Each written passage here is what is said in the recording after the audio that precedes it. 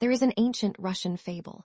Inside a large basket, a multitude of roosters were fighting amongst themselves. The ones at the bottom would flap desperately, knocking aside those above them in a struggle to rise to the surface and breathe the open air.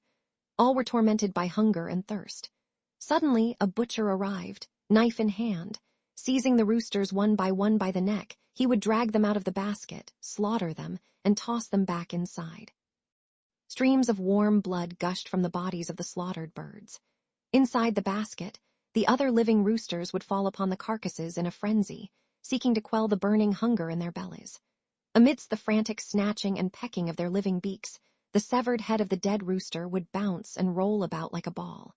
The butcher continued relentlessly to slaughter the roosters in the basket. Consequently, the number of those inside vying for a share of the spoils steadily dwindled. In this perverse triumph, the occasional crow could even be heard rising from the few roosters that remained. Eventually, the basket became filled entirely with the bodies of the slaughtered birds.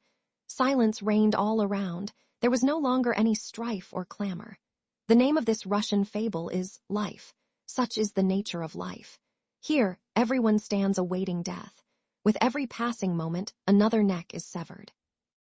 Yet those whose necks have not yet met the blade remain immersed in struggle. They remain locked in fierce competition.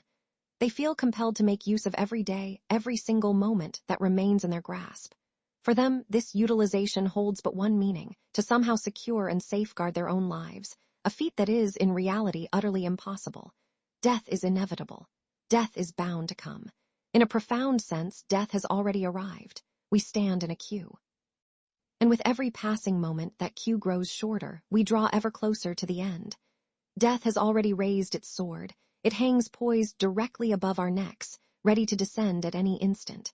Yet, so long as it has not yet fallen, we remain utterly consumed by the frantic scramble of life, forever asking ourselves, what more can I grab? What more can I hoard? To attain a slightly higher position, to acquire a little more prestige, to gain a bit more honor and status. Yet, in the end, death will snatch it all away. For those who have had a glimpse of death, who have truly realized that death will take everything, it is then that asterisk sannyasa makes its advent in their lives.